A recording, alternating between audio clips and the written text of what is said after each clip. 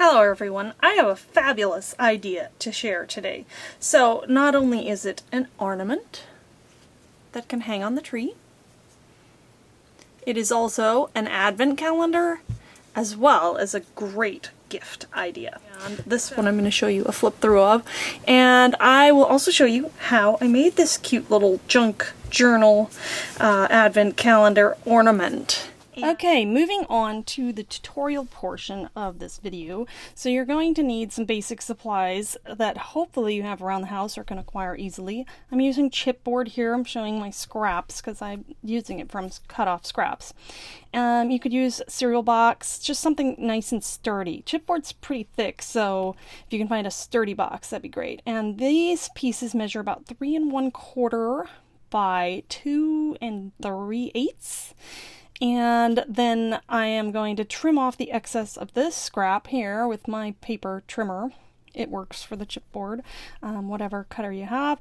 And then this piece just is the perfect size for my spine. So I'm going to take some craft tape because it's what I have. And, you know, this part isn't necessary, but it really helps to hold things together. You could use the double stick tape for this, but the thing about the double stick tape is it's permanent. Once you put it down, you're not moving it around. So I like that I could probably lift this up and not have any permanent damage to my chipboard. And so what you're going to do is lay the pieces out, and you want a scant 1/8 of an inch, like a little less than an 1/8 of an inch, but you need enough room for the cover to be able to open and close. So the thickness of your chipboard, it needs to be at least that thick and then just a little bit wider in order for them to open and close freely. And so that's why the craft tape is just helping me get those into the right spot, and then they don't move. Then we pull out the double stick adhesive. A nice strong adhesive here is essential. You can use whatever adhesive you have, but I like the double stick stuff because you can put it down and burnish it on and not worry about dry time and all that. So do a lot of good burnishing with a nice hard tool such as a bone folder, the back of a ruler, back of scissors, and then we're going to pull off this double stick tape. The other thing that this is doing here is reinforcing the spine and the opening and closing there, because I am going to use the double stick tape again to cover my cover with fabric, etc. But here I'm getting like a double dose of the strong adhesive, and that just strengthens this whole section of the little journal. And I want this to last years and years, and I want it to be opened and closed multiple times every year. So that's why I want it to be nice and strong. And here I'm showing you that edge there, the not binding, the cover and the spine, and I did use some wet glue on my craft tape, so it's going to take a little bit to dry. So I let that dry. And then we're going to go ahead, and I'm using fabric. I have some holiday themed fabrics that I pulled out.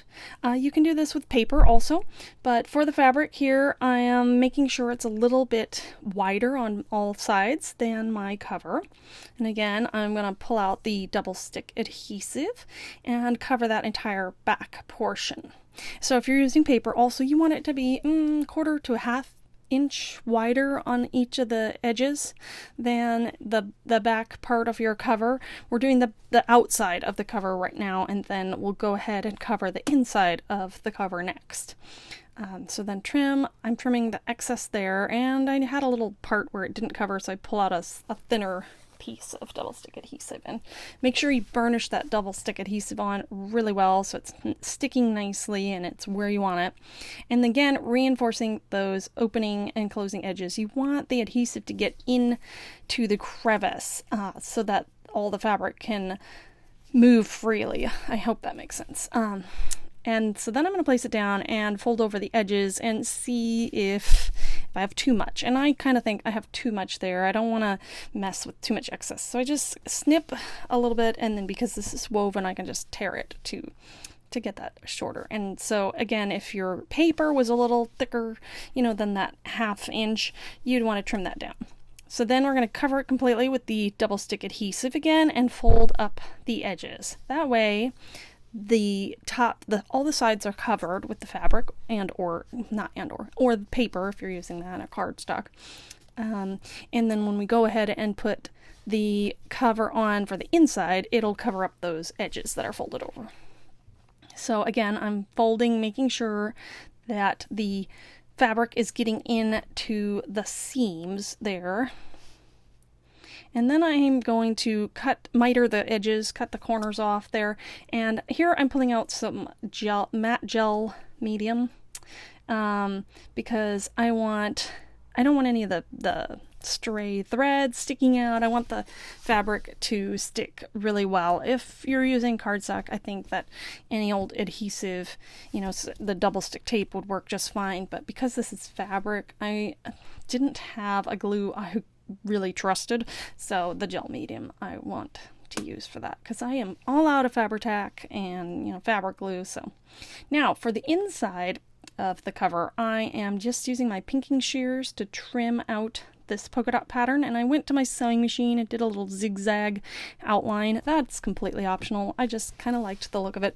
And again, the gel medium here I'm going to use to stick it to the fabric. I still have the double stick adhesive there in the center, but I add a little bit extra gel medium just in case. Make sure everything's really well stuck, it's not going anywhere. And I'm going to press that down and burnish it really well and make sure the fabric is going into the seams so that it can fold freely and it sticks where I want it to and not pull away. And then I grab all kinds of clips and some paper clips to hold it down while it dries, because I was using gel medium. Next, you're going to need some scrap papers, and there was my pile I just passed aside. So I have some measurements on screen here of the pages that I use, and I'm just kind of flipping through these scraps. This is kind of the junk journal aspect of it, and it's really fun because it's completely unique and you can use up your leftovers. That music page is actually a music score from Jingle Bells, so it fits the theme as well. And I just trimmed it down, and I took this to my sewing machine and just ran a straight stitch down the middle to hold them together. That way they're not moving around. That's also optional, but you could do pamphlet stitch, you could staple it if you had a stapler long enough. Lots of options there. So now my cover is completely dry, and I'm just checking that it's completely dry and moves freely. It kind of wants to open up right now, but that's, just because it's a little stiff. So we're going to pull out some twine. I've got a few different options here, and I go with this thicker one. I think it was actually on a gift I received, and I saved it. Yeah, and this is not permanently bound. It's an easy twine binding, and it is pretty easy. Just wrap it around the signature. That's why it helps to have the signature. If you don't have it stitched, clip it together so it doesn't move around. So wrap it once. Here I'm doing it twice. Just ignore that. I was confused. Wrap it once around, and then we're going to close that and stick the second signature in and wrap it around that one as well, and then come back around to the spine. And I'm doing this as tight as I can get it, maybe even a little too tight, but I'm not planning on taking these signatures in and out, so it's okay that it's so tight. I wanted it not to move around too much. So then we're going to tie half a knot here, and this is tricky and difficult to show, but I'm taking one of the strings and tucking it underneath each of those twine loops there. So taking one of the ends and tucking it under. That way it kind of hugs those two strands of twine, and then I'm going to finish the knot there. And it was really tricky to do because it is so tight, but it's not entirely necessary to do it that way, but I liked how it held it together and kind of in a center point there. And so then finish the knot with the second crossover loop and tie it tight. Yeah, I kind of, during this step, wished I had another hand, like 3 hands would have been useful here, but it worked. It just was tricky. And then it's probably a lot trickier to try to do it and stay in frame. So you won't have as much trouble, I'm sure, because you're not going to be filming it, right? All right, and that is how it looks. I'm checking how everything is. And of course, you see my pages sticking out. We're going to deal with that next. I wasn't worried about that because I'm going to turn some of them into pockets, and I do like that vintage junk journal distressed look, so I'm using my ruler just to tear some of them. And you see me opening and closing it because I'm checking, because I don't really want them sticking out, but it's entirely preference. It can look really cute having pages sticking out, and sometimes if you have pages that aren't the same length, you can totally hide that with some ribbon or trims. and it looks really great. So just turning this page into a pocket, I had left it longer and folded it up. And then flipping through, looking, I'm not gonna show all that because it's pretty self-explanatory, I think. And so then I'm just tearing a couple more pages here, and then this red one, I'm gonna flip over this way. I really didn't have it completely planned out. I just had some pages that were longer, and so those ones I either tore shorter or turned them into little side pockets and tucks and things. So yeah, I didn't really do a whole lot of pre-planning on which pages were going to be what. But then my little clips come in handy here to hold that till it dries. I'm going to fold this one. And, you know, I'm folding it roughly so that it has enough room for a tag to go in and out, but it doesn't stick out of the journal. So I have this thicker twine. Again, probably came off a package or something that I was like, ooh, that's pretty. I'm going to save that. For this journal here, I'm going to use it as the hanging portion. So I just stuck it in between the two signatures, and I'm going to tie a knot and then another knot so that I can hang this on my tree as an ornament. And for the other journal that I don't show the process of making, I just used, when I was tying the signatures, I left enough twine to make the hanging portion out of the twine that was holding the signatures in. So you have other options. You can add hanging, or you can do it with the signature binding, the twine binding. Now for the Advent portion, I just printed out these verses that I found on someone's blog. And that will finish off the tutorial section, and we'll go into the flip through next. So I'm going to set this one aside. And this one I made a little bit smaller. So I'll pull this, and this is just a belly band to hold it closed, because otherwise it's, you know, a little bit fatter. This one's a lot fatter. So this one has half as many pages, because I did pretty much one day on each page showing. But this one I already had made, and so it has more pages because I didn't think about that. And I also made it with like more embellishments, so it's not just the Advent, it also has embellishments. So the twine, I added extra here just to hang it, and then this is a twine binding so that the pages are not actually stitched to the journal. This is cardstock and fabric, and I believe I'll explain some of that. I explained that in the tutorial. So first page here I just decorated. Second page, I have a variety of spots. This one I added as a tuck, but some of them have pockets in. And so this one is December 1st. Each one has a verse. I used a free printable, which I can probably include either in, if you ask me, in the comments or maybe in the description. We'll see.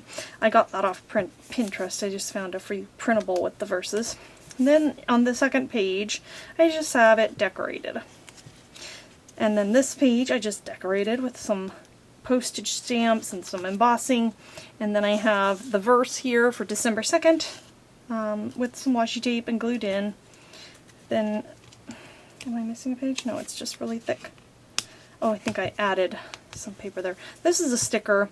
And then there's a little pocket here for December 3rd and another little tag. So it's interactive as well.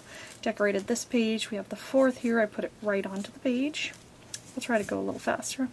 And I'm not going to read all the verses because that's what you do for the Advent, right? I'm just showing a flip through of the decoration and how I did this one. Love that.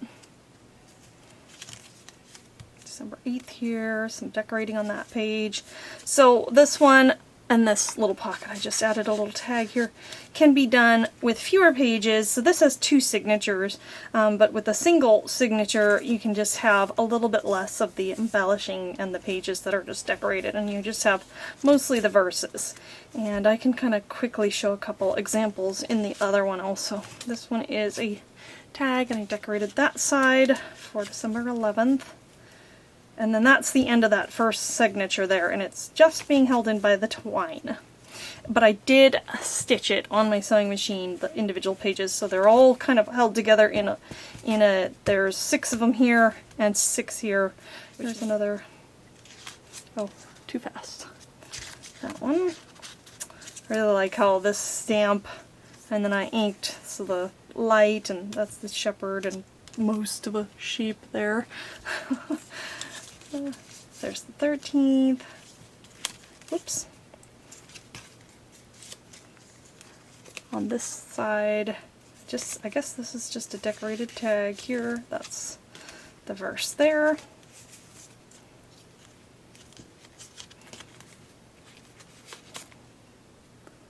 Some holly on that side.